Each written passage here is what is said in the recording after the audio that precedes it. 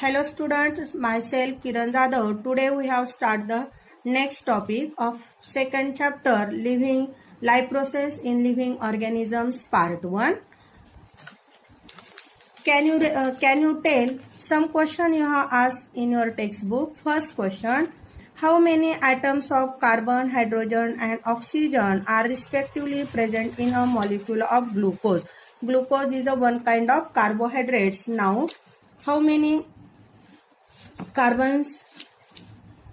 6, H12 and O6, doesn't it? C6H12O6, this is carbohydrates and this is also called glucose. Now second question we have asked in your book, which type of chemical bonds are present between all these atoms, carbon, hydrogen and oxygen? Now covalent bond are present in these atoms. Now the third question, in terms of chemistry, रसायनशास्त्रामध्ये what happen actually when a molecule is oxidized? जेव्हा एखाद्या रेणूचं ऑक्सिडीकरण होतं तेव्हा रसायनशास्त्रामध्ये काय घडतं तर ते आता आपण इथे बघणार आहोत. बघा, yesterday we have seen that there are two types of respiration. One is presence of oxygen and second is without of oxygen. आता आपण एनर्जी प्रोडक्शन बघतोय, ग्लुकोज घेतोय आपण, म्हणजे कार्बोहायड्रेट्स आपण घेतोय. कशासाठी आपण घेतोय की आपल्याला याच्यापासून एनर्जी मिळते. पण केव्हा मिळते? जेव्हा याचं काय होणार आहे? ऑक्सिडायझेशन होणार आहे, डझंट इट? मग आता आपण सगळं स्टेप बाय स्टेप बघूया. बघा, we eat carbohydrates. Why we get carbohydrates? We get energy, doesn't it? आपल्याला काय मिळतं याच्यापासून? Required energy. आता आपल्याला ही जी एनर्जी मिळते ही याला आपण काय म्हणतो? कार्बोहायड्रेट्स, किंवा याला आपण काय म्हणतो? ग्लुकोज सुद्धा म्हणतो. C6H12O6 is a carbohydrate, is a one kind of glucose. आता आपण फूड स्टफ मधून काय घेतोय? ग्लुकोज घेतोय. ह्या ग्लुकोज पासून आपल्याला काय मिळू लागली? केमिकल एनर्जी मिळू लागली. एनर्जी आपण मिळवू लागलो. आता ही एनर्जी आहे ही काय केली जाते? Store in ATP molecule. Store in ATP molecule. ATP molecule मध्ये ही काय केली जाते? स्टोअर केली जाते. एटीपी मॉलिक्यूल मध्ये स्टोअर करत असताना मग आता हे जे ग्लुकोज आहे, हा ग्लुकोजचं स्टेप बाय स्टेप काय होतं? सिंथेसायझेशन होतं. स्टेप बाय स्टेप ऑक्सिडीकरण होतं. कशामध्ये? इन सेलमध्ये. ग्लुकोज कार्बोहायड्रेट्स आपण इंटेक करतो. Why? We get the energy. This energy store in ATP molecule and this activity takes place in cell. That's why it is called cellular respiration. Cellular respiration. Are you understand what is respiration? All these activity takes place in cell. That's why it is called cellular respiration. Presence of oxygen. Two types of two levels of oxidization we have seen here. One is presence of oxygen, another is without of oxygen. With oxygen, cellular respiration takes place here now. Next, now this cellular respiration is of two types. One is aerobic respiration and second is anaerobic respiration. Aerobic respiration means what? Evolved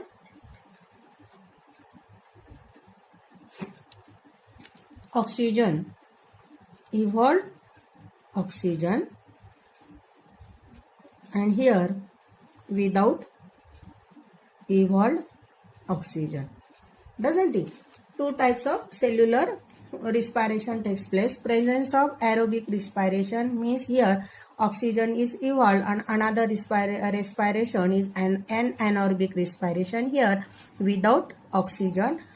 Actually इथे काय होतं माहिती आहे का की evolved oxygen जो आहे हा फ्री फॉर्म मधला ऑक्सिजन, म्हणजे डायरेक्ट एअर मधून आपण नॉस्ट्रिल मधून ऑक्सिजन घेतो, म्हणजे हा जो ऑक्सिजन इथे वापरला जाणार आहे हा फ्री फॉर्म मधला ऑक्सिजन आहे. आणि एनॉर्बिक रिस्पायरेशन मध्ये हा कंबाईंड फॉर्म मधला ऑक्सिजन वापरला जातो, म्हणून इथे विदाऊट इव्हॉल्ड ऑक्सिजन असं आपण म्हटलं जातं. आता एरोबिक रिस्पायरेशन मध्ये ग्लुकोजचं सिंथेसायझेशन किंवा ग्लुकोजचं ऑक्सिडायझेशन जे होणार आहे हे 3 स्टेप्समध्ये होणार आहे. एरोबिक रिस्पायरेशन मध्ये जे ग्लुकोज आहे तर हा ग्लुकोजचं काय होणार आहे, ऑक्सिडाइज होणार आहे. ऑक्सिडाइज होताना कसा होणार आहे तो 3 स्टेप्समध्ये होणार आहे. Doesn't it? एरोबिक रिस्पायरेशन मध्ये ग्लुकोजचं oxidization in 3 steps. Which these 3 steps? First is glycolysis, second is short form मध्ये आपण त्याला TCA म्हणजेच ट्राय कार्बोक्झॅलिक ऍसिड सायकल. काय म्हणतो आपण त्याला? TCA सायकल म्हणजेच ट्राय कार्बोक्झॅलिक ऍसिड सायकल. याला सायट्रिक ऍसिड सायकल सुद्धा म्हटलं जातं. व्हेरियस नेम्स आहेत याचे, लक्षात ठेवा. आणि तिसरा आहे ETC, electron transfer chain reaction. आपण काय बघतोय लक्षात घ्या, ग्लुकोजचं ऑक्सिडायझेशन बघतोय सेल्युलर रिस्पायरेशन मध्ये. तर ग्लुकोज ऑक्सिडाइज होताना पहिली प्रोसेस होते त्याची ग्लायकोलायसिस, सेकंड स्टेप होते TCA आणि थर्ड मध्ये आहे ETC. आता हे सगळं होत असताना बघा, मी तुम्हाला मगाशीच म्हटलं की एरोबिक रिस्पायरेशन मध्ये आपण काय वापरतो, फ्री फॉर्म मधला ऑक्सिजन वापरतो. समजा आपला हा ह्युमन आहे, आता आपण काय करतो, हा एअर मधला काय घेतो, ऑक्सिजन घेतो. बरोबर आहे. आपण काय करतो, एअर मधला ऑक्सिजन घेतो. हा ऑक्सिजन आपल्या कुठे जातो, लंग्स मध्ये जातो. लंग्स मधून कुठे जातो, हार्ट मध्ये जातो. हार्ट मधून तो कुठे जातो, ऑर्गन मध्ये जातो. ऑर्गन्स मधून तो कुठे जातो सांगा, टिश्यू मध्ये जातो. आणि टिश्यू मधून तो कुठे जातो, सेल. ह्या सेलमध्ये काय चाललं आहे, ऑक्सिजन O2 चाललेला आहे. हेच आपण बघतोय. एअर मधून घेतलेला ऑक्सिजन अशा पद्धतीने स्टेप बाय स्टेप आपल्याला कुठे आला, तो सेलमध्ये आला. आणि आपण हेच बघतो आहे की काय होतंय, सेल्युलर रिस्पायरेशन होतंय. बरोबर आहे. आता हा जो ऑक्सिजन आहे हा कुठे चाललेला आहे, आपल्या सेलमध्ये. ही आपली सेल आहे समजा, कन्सिडर करा. बरोबर आहे. आता ह्या सेलमध्ये अनेक सेल ऑर्गनल्स आपण लास्ट इयरला शिकलेलो आहोत. मायटोकॉन्ड्रिया आहे, सायटोप्लाझम आहे, न्यूक्लियस आहे. Lot of material in our cell. This is our nucleus. Small काढलेला आहे, लक्ष द्या. हा काय आपला न्यूक्लियस आहे. हा जो सगळा भाग आहे उरलेला, हा काय बाहेरचा, न्यूक्लियसच्या बाहेरचा जो भाग असतो त्याला आपण काय म्हणतो, सायटोप्लाझम म्हणतो. काय म्हणतो याला आपण, सायटोप्लाझम. आता हा ऑक्सिजन काय झालेला आहे, सेलमध्ये आला. बरोबर आहे. आता सेलमध्ये आल्यानंतर आपण काय केलेलं आहे, सेलमध्ये फूडस्टॉप मधून आपण काय वापरलेला आहे, ग्लुकोज वापरलेला आहे. Doesn't it? कार्बोहायड्रेट ज्याला आपण म्हणतो, ग्लुकोज आपण वापरला. आता इथे काय होतं, यांचं ऑक्सिडायझेशन होतं आणि ग्लायकोलायसिस तयार होतं. काय तयार होतं, ग्लायकोलायसिस. बघा लक्ष द्या, ग्लुकोज आपण आपल्या शरीरामध्ये ग्लुकोज होताच, ऑक्सिजन घेतला, ग्लायकोलायसिस तयार झालं. आता हे ग्लायकोलायसिस तयार होत असताना काय होतं बघा, ATP मॉलिक्यूल तयार होतो, NADH2 मॉलिक्यूल तयार होतो आणि वॉटर मॉलिक्यूल पण फॉर्म होतात. बरोबर आहे. ग्लुकोजचं ऑक्सिडायझेशन होताना काय झालं, ग्लायकोलायसिस झालं. पहिली स्टेप. ग्लायकोलायसिस मध्ये काय झालं, ATP मॉलिक्यूल तयार झाले. किती ATP मॉलिक्यूल तयार झाले, 2. किती NADH2 मॉलिक्यूल तयार झाले, 2. This is very important. You have आज the fill in the blanks in this question. Now remember it also. 2 ATP molecule तयार झाले, 2 NADH2 मॉलिक्यूल डिराइव्ह झाले and water molecule also derive. आता ग्लायकोलायसिसचं पुढे काय होणार आहे, 2 पायरुविक ऍसिड मध्ये याचं काय होतं, कन्व्हर्जन होतं. हा डिराइव्ह होतो. PM is pyruvic acid. काय झालं, 2 पायरुविक ऍसिड मध्ये याचं रूपांतर होत असताना अगेन ग्लायकोलायसिस मधून पायरुविक ऍसिडमध्ये येत असताना परत 2 NaDH2 मॉलिक्यूल फॉर्म होतात आणि 2 कार्बन डायऑक्साईडचे मॉलिक्यूल सुद्धा काय होतात, फॉर्म होतात. लक्षात घ्या, इट इज व्हेरी इम्पॉर्टंट. आता हे ग्लायकोलायसिसचं पायरुविक ऍसिडमध्ये रूपांतर झालं, डिराइव्ड झाला पायरुविक ऍसिड पासून. आता इथे ऍसिटिल को एन्झाईम काय तयार होणार आहे, ऍसिटिल को एन्झाईम तयार होणार आहे आणि धिस इज व्हेरी इम्पॉर्टंट. आता हा जो ऍसिटिल को एन्झाईम आहे हा सरळ कुठे जाणार आहे, आपल्या मायटोकॉन्ड्रियामध्ये जाणार आहे. लास्ट इयरला आपण हे बघितलेलं आहे, तुम्हाला सगळ्यांना आठवत असेल. मायटोकॉन्ड्रिया म्हणजे काय, पॉवर हाऊस, तंतुकणिका ज्याला आपण म्हणतो, याला आपण काय म्हटलेलं आहे, पॉवर हाऊस. कारण एनर्जी करन्सी, जसं बाहेरच्या व्यवहारामध्ये मनी आपण एकमेकांना देऊन करन्सी मनी असते, तशी आपल्या बॉडीमधली करन्सी काय आहे, मायटोकॉन्ड्रिया आहे. That's why it's called power house. आता मायटोकॉन्ड्रियामध्ये काय होतं बघा, हा ऍसिटिल को एन्झाईम जो आहे हा जेव्हा ह्या मायटोकॉन्ड्रियामध्ये ही ऍक्टिव्हिटी होत असते. लक्षात घ्या, इट इज व्हेरी इम्पॉर्टंट. हे सगळं सेलमध्येच होतंय. सेलमधला मायटोकॉन्ड्रिया काय, एक ऑर्गन आहे. हा ऍसिटिल को एन्झाईम जेव्हा ह्या मायटोकॉन्ड्रियामध्ये येतो त्यावेळेस काय करणार आहे तो बघा, NaDH2 फॉर्म करतो, ATP फॉर्म करतो, FADH2 फॉर्म करतो आणि rather than water molecule and carbon dioxide सुद्धा इव्हॉल्व्ह होतो. दिस इज व्हेरी इम्पॉर्टंट. आलं लक्षात. ग्लायकोलायसिस, ग्लुकोजचं ऑक्सिडायझेशन झालं, ग्लायकोलायसिस झालं, वॉटर मॉलिक्यूल तयार झालेत, ATP NaDH2 मॉलिक्यूल मिळाले. ग्लायकोलायसिस पासून पायरुविक ऍसिड तयार झालं, तिथे पण NaDH2 तयार झाला आणि कार्बन डायऑक्साईड इव्हॉल्व्ह होतो. त्याच्यानंतर हा जो पायरुविक ऍसिड आहे हा डिराइव्ड कशामध्ये होतो, ऍसिटिल कोएन्झाईम मध्ये. आणि ऍसिटिल कोएन्झाईम मधून आता हे कशात आलेले आहेत, मायटोकॉन्ड्रियामध्ये आले. आता मायटोकॉन्ड्रियामध्ये आल्यानंतर एवढे सगळे काय झालेत, एनर्जी मॉलिक्यूल तयार झालेत. NaDH2, FADH2, ATP हे काय आहेत, करन्सी आहेत, एनर्जी करन्सी आहेत. आता यांचे लॉंग फॉर्म आपल्याला बुकमध्ये पण दिलेले आहेत, तुम्ही ते रिमाइज करा आणि समजून घ्या. आता NaDH2 म्हणजे काय, nicotinamide adenine diphosphate, adenosine triphosphate means ATP, and FADH2 means flavin adenine diphosphate, असा याचा लॉंग फॉर्म आहे. हे काय, एक प्रकारचे एन्झाईम्स आहेत. विकर ज्याला आपण म्हणतो, it is very important. Both are the enzymes and it is use for cellular respiration. हे पेशीमध्ये चालवले, सेल्युलर रिस्पायरेशन मध्ये हे फार इम्पॉर्टंट आहे. आता आपण हे सगळं बघतोय, आलं लक्षात. आता ह्या ज्या फर्स्ट स्टेप आपण बघितली ग्लायकोलायसिस, सेकंड स्टेप आपण इथे बघतोय की मायटोकॉन्ड्रियामध्ये आल्यानंतर याला आपण क्रेब्स सायकल म्हणणार आहोत. काय म्हणणार आहोत, Krebs cycle. It is very important. Why it is called Krebs, Krebs is a scientist name. आपण नंतर बघूया का बरं त्याला क्रेब्स सायकल म्हटलं जातं. याला TCA म्हणजे ट्राय कार्बोक्झिलिक ऍसिड सायकल पण म्हटलं जातं. मगाशी मी तुम्हाला वरती इथे सांगितलं होतं बघा, TCA ट्राय कार्बोक्झिलिक ऍसिडला अजून सायट्रिक ऍसिड सायकल किंवा क्रेब्स सायकल सुद्धा म्हटलं जातं. काय म्हटलं जातं, क्रेब्स सायकल. मग आता बघा काय झालेलं आहे, क्रेब्स सायकलमध्ये काय फॉर्म झालेले आहेत, एनर्जी करन्सी फॉर्म झालेली आहे. कोणत्या रूपामध्ये, ATP मध्ये, NaDH2 मध्ये आणि ATP मॉलिक्यूल मध्ये. ही काय झाली, एनर्जी मॉलिक्यूल तयार झालेले आहेत. हे फार इम्पॉर्टंट आहे सगळ्यांना. C6H12O6, this is our C6H12O6 plus react with oxygen, glucose react with oxygen, we get carbon dioxide plus water molecule plus energy. आपल्याला काय मिळणार आहे, energy.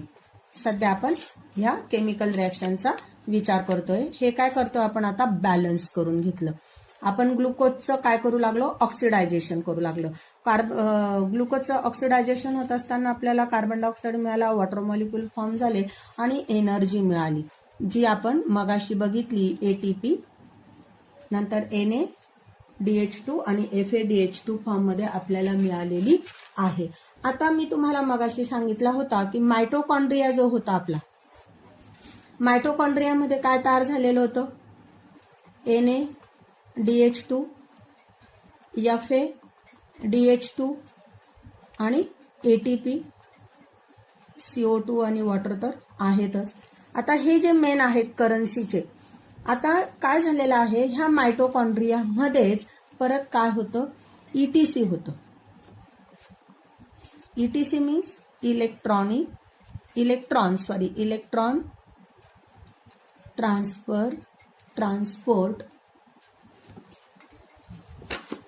Electron transfer chain cycle. आलं लक्षात. मायटोकॉन्ड्रियामध्येच काय होतं, ETC होतं. हे फार इम्पॉर्टंट आहे. सायटोप्लाझममध्ये काय झालं, ग्लायकोलिसिस झालं, पायरुव्हिक ऍसिड तयार झाला आणि नंतर ऍसिटाइल कोएन्झाइम तयार झाला आणि तो कशात आला, ऍसिटाइल कोएन्झाइम कशात आला, मायटोकॉन्ड्रियामध्ये आला. मायटोकॉन्ड्रियामध्ये हे एनर्जी करन्सी तयार झाली. आता ह्या मायटोकॉन्ड्रियामध्ये ETC तयार होतं, म्हणजे ही थर्ड स्टेप आहे.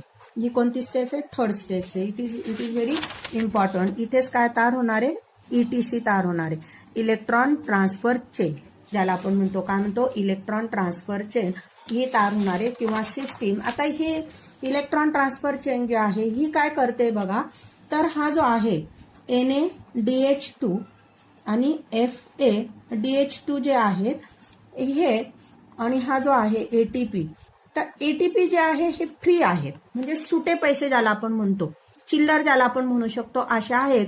आणि NADH2 आणि FADH2 हे बंदे रूप आहेत. फॉर एक्झाम्पल 100ची जर नोट असेल तर 2 50च्या होतील. या पद्धतीने आपण यांचा विचार करतोय. तर तीन NADH2 म्हणजे 1 NADH2.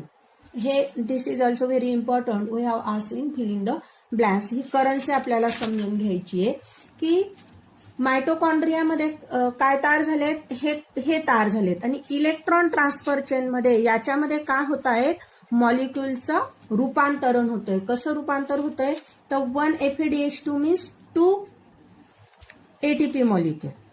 1 FADH2 पासून काय तयार झाला, 2 ATP मॉलिक्युल तयार झाला. आणि 1 NADH2 पासून काय तयार झालेला आहे, 3 ATP मॉलिक्युल तयार झालेला आहे. आता ATP, व्हॉट इज ATP? आता आपण काय समजून घेऊ, ATPचं स्ट्रक्चर समजून घेऊ. ATP काय आहे, आपली एनर्जी करन्सी आहे. आपली एनर्जी कशात तयार झालेली आहे, ATP मॉलिक्युल मध्ये तयार झाली. ATPचा लॉंग फॉर्म आहे ॲडिनोसिन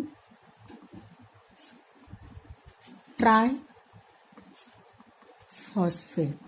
आता हा जो ॲडिनोसिन आहे, हा ॲडिनोसिन मध्ये याच्यात काय असतं माहिती का, ॲडेनाइन प्लस रायबोज, ज्याला आपण शुगर म्हणतो, जी कशामध्ये आहे, पेंटोज शुगर आहे. ती काय, ती पेंटोज शुगर. बघा आता ॲडिनिन काय आहे, लर्न करत असतानाच तुम्हाला ॲडिनिनचं स्ट्रक्चर लक्षात ठेवायचे. Hexagon, what is hexagon, 6 sides. Hexagon and pentagon, hexagon and pentagon, this is adenine. This is adenine. Adenosine कसा तयार झाला, ॲडेनाइन प्लस रायबोज. रायबोज कशी आहे, पेंटोज शुगर, म्हणजे ही सुद्धा काय आहे, अशी 5 साइडने तयार झालेली. ही काय आहे, रायबोज आहे. It's a one kind of sugar, pentose sugar. Ribose म्हणजे adenosine tri means what, 3 phosphate. Look here, adenosine tri phosphate. हे काय झालेले, 3 फॉस्फेटचे मॉलिक्यूल ह्या ॲडिनोसिन किंवा ॲडिनाइन आणि रायबोजला मॅच झालेले आहेत. आता मायटोकॉन्ड्रियामध्ये काय होतं बघा, की हा जो लास्टचा जो फॉस्फेट आहे याच्यामध्ये मोर एनर्जी तयार होते. काय होते, हा एनर्जी प्रोड्यूस होते आणि हा डिटॅच होतो. आता इथपर्यंत हा कोण आहे, ATP आहे, म्हणजे ॲडिनोसिन ट्रायफॉस्फेट आहे. आता इथे काय होऊन जाईल, तो ADP होऊन जाईल, म्हणजे ॲडिनोसिन डायफॉस्फेट होईल. म्हणजे काय होईल बघा, तर सेम हा आपला ॲडेनाइन आहे. आता हा काय झाला, हा ॲडेनाइन झाला. या ॲडेनाइनला काय आहे, ही रायबोज शुगर आहे पेंटॅगॉनमध्ये. आता याच्याकडे काय आहेत, हे 2 फॉस्फेट मॉलिक्यूल आहेत आणि हा काय झाला, वेगळा तयार झाला. फॉस्फेट काय झाला, रिलीज झाला आणि इथे काय तयार होते, एनर्जी फॉर्म होते. काय तयार होते, एनर्जी फॉर्म होते. ॲडिनोसिन ट्रायफॉस्फेटचा काय झाला आता ॲडिनोसिन डायफॉस्फेट. का बरं? आता किती मॉलिक्यूल राहिले त्याच्याकडे? 2च मॉलिक्यूल राहिले. Doesn't it? म्हणजे एनर्जी काय झाली आपल्याला मिळाली. आलं लक्षात? अशा पद्धतीने मायटोकॉन्ड्रियामध्ये, दिस इज अवर मायटोकॉन्ड्रिया, ह्या मायटोकॉन्ड्रियामध्ये एनर्जी कशामध्ये स्टोअर केली जाते? ह्या एटीपी मॉलिक्यूलमध्ये. कशाच्या रूपाने? तर या पद्धतीने आपण हे काय समजून घेतलेले केमिकल रिॲक्शन समजून घेतलेली आहे. It is very important. आता लास्ट पिरियडमध्ये हे एटीपीचं एडिनोसिन ट्रायफॉस्फेट आणि हे डायफॉस्फेट झालं. याच्यासाठी तुम्हाला छान मस्तपैकी एक बॅटरी दाखवलेली बघा. ही काय फुल फॉर्ममध्ये आहे. Doesn't it? आणि नंतर काय झालेली ही आता कमी झाली. बरोबर आहे. म्हणजे ही काय झाली आता डायफॉस्फेट झाली. म्हणजे एनर्जी काय झाली मूव्ह झाली, रिक्वायर्ड झाली. अशा पद्धतीने आपल्याला काय करायचंय हे समजून घ्यायचं आहे. कशा पद्धतीने आता सेल्युलर रिस्पायरेशनमध्ये आपण बघितलं होतं बघा याआधी. ॲरोबिक रिस्पायरेशन कसं होणार आहे? Evolved oxygen or presence of oxygen. आणि एनॉर्बिक रिस्पायरेशन कसं होणार आहे? Without oxygen. मग आता आपण बघा इथे थोडंसं बघूया. ॲरोबिक रिस्पायरेशन काय बघणार आहे आपण आता इथे? एरोबिक रिस्पायरेशन कुठे बघणार आहेत? बघा कार्बोहायड्रेट्स. कार्बोहायड्रेट्सचं काय होतं? ऑक्सिजनसोबत ऑक्सिडायझेशन होतं आणि काय तयार होतात? ग्लायकोलायसिस. ग्लायकोलायसिसपासून आपल्याला काय मिळतं? Pyruvic acid. मागच्या वेळेस आपण बघितलं होतं ते सगळं 2 पायरुविक ॲसिड मिळतात. पायरुविक ॲसिडपासून मग आपल्याला पायरुविक ॲसिड कशामध्ये डिराईव्ड होतो? ॲसिटिल को एन्झाईममध्ये. बरोबर आहे. आणि ही प्रोसेस कुठे घडते? क्रेब्स सायकलमध्ये.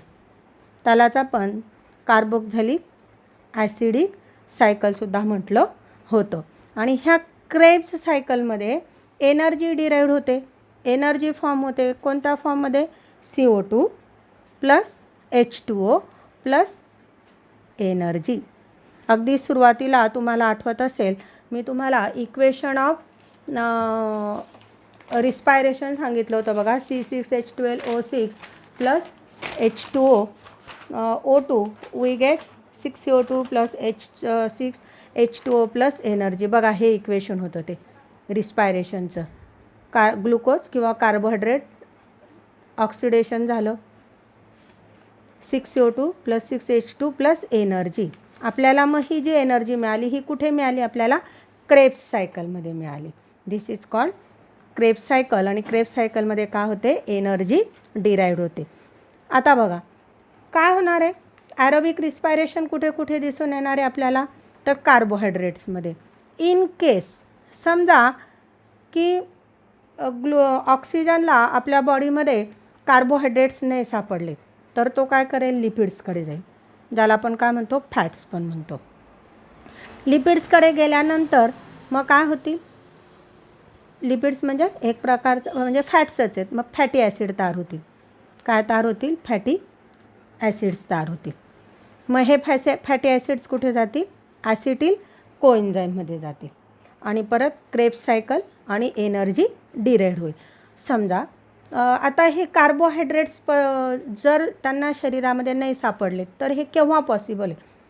काहीतरी मालन्यूट्रिशन म्हणा किंवा मग खूप फास्ट वगैरे असतात, कुपोषण म्हणा किंवा इतर काही कारणास्तव म्हणा की शरीरामध्ये काय झालं? कार्बोहायड्रेट्सचं प्रमाण खूप लो आहे किंवा कार्बोहायड्रेट शरीराला मिळालेच नाही. तर मग अशा वेळेस काय करतात? मग हे प्रथिनांना किंवा स्निग्ध पदार्थांना काय करतात? ते ऊर्जेसाठी मिळवण्याचा प्रयत्न करतात. मग अशा पद्धतीने कार्बोहायड्रेट्सऐवजी लिपिड्सकडून फॅटी ॲसिड तयार झालं आणि फॅटी ॲसिडकडून काय झालं?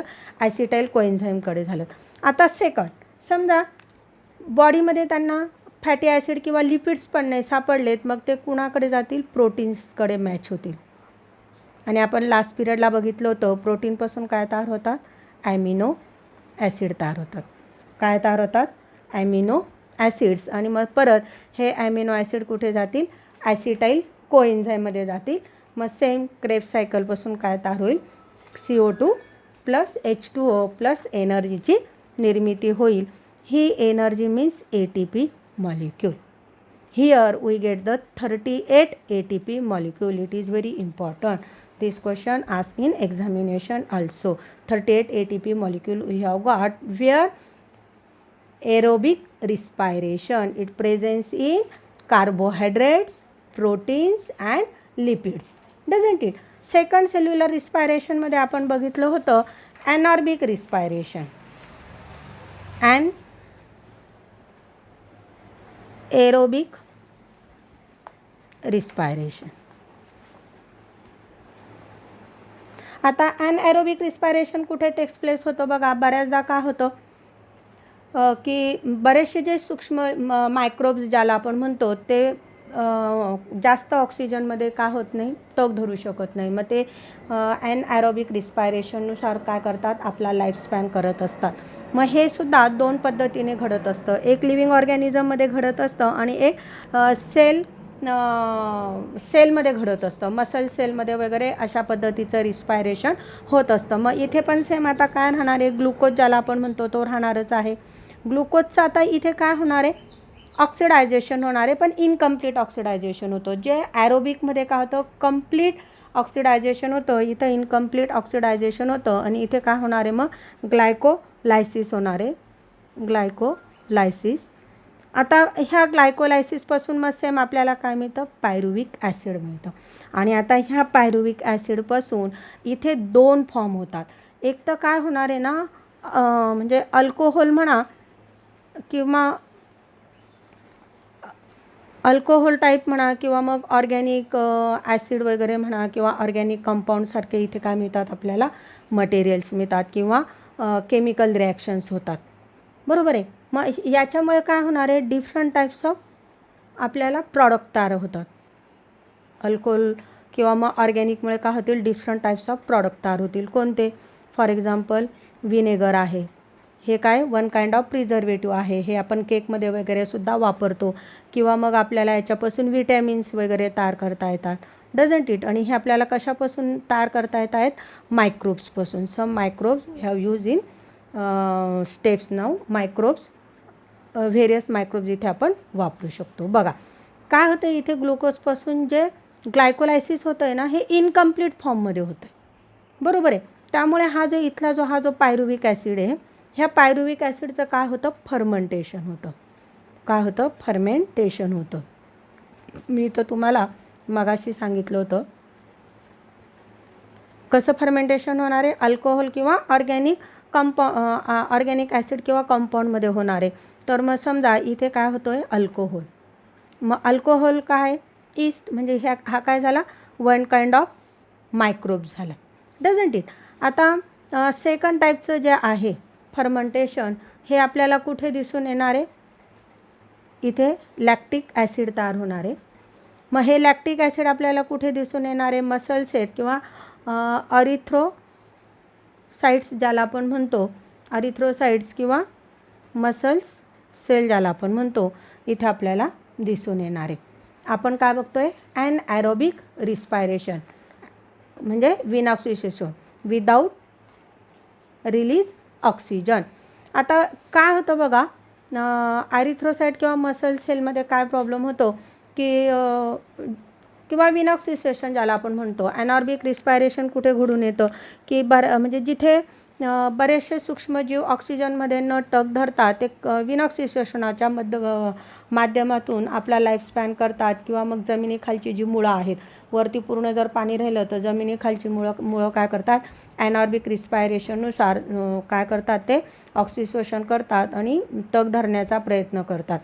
आता मसल सेलमध्ये सांगायचं झालं तर समजा आपण खूप एक्झरसाईज केली आणि मग आपल्याला लगेच थकवा येतो. समजा आपण खूप रनिंग केली तर मग आपले पाय थकायला लागतात. मग काय होतं तिथे ॲक्च्युली की तिथे लॅक्टिक ॲसिड तयार होतं आणि त्यामुळे काय होतं, थकवा तयार होतो, थकवा निर्माण होतो. मग आपण थोडंसं थांबतो, रिलीज होतो, परत ॲरोबिक रिस्पायरेशन करतो, मग परत एक्झरसाईज करायला लागतो की तिथे काय तयार होतं, लॅक्टिक ॲसिड तयार होतं. मग हे जे लॅक्टिक ॲसिड आहे किंवा हे जे मसल सेलमध्ये जे आपण ऑक्सिडेशन करू लागलो हे कसं आहे, अपूर्ण स्वरूपाचं आहे. म्हणून इथे जी एनर्जी तयार होते ही जी ATP फॉर्ममध्ये, तर ही फार कमी फॉर्ममध्ये तयार होते. ओन्ली 2 ATP मॉलिक्युलच इथे तयार होतात, जे की आधीच्या याच्यामध्ये आपण बघितलं किती तयार झाले होते, 38 ATP मॉलिक्युल तयार झाले होते. कुठे तयार झाले होते, ॲरोबिक रिस्पायरेशनमध्ये. आणि ॲनॉर्बिक रिस्पायरेशनमध्ये ओन्ली 2 ATP मॉलिक्युल तयार होतात. अशा पद्धतीने मग as compare to aerobic and anaerobic respiration is more energetic because it gives 38 ATP molecules. Like that we have seen that all types of 2 types of cellular respiration. आता आपण इथे Krebs cycle म्हटलं होतं. मग क्रेब्सबद्दल थोडीशी इन्फॉर्मेशन घेऊ. It already gives us our book. Look here, page number 15. Sir Hans Krebs, period 1900 to 1981. The cyclical reactions of tetracyclic acid cycle were discovered by Sir Hans Krebs. Hence, this cyclical process is also called as Krebs cycle. He has been awarded the Nobel Prize in 1953 for this discovery. Hence Krebs सरांना काय दिलेलं आहे, 1953मध्ये नोबलने अवॉर्डेडसुद्धा केलेलं आहे, कारण त्यांनी energy कशा पद्धतीने डिराईव्ड होते हे आपल्याला त्यांनी सांगितलेलं आहे. इथे आपण हा पॉईंट संपवतो आहोत. नाव भेटूया पुढच्या पिरियडमध्ये. तोपर्यंत नमस्कार.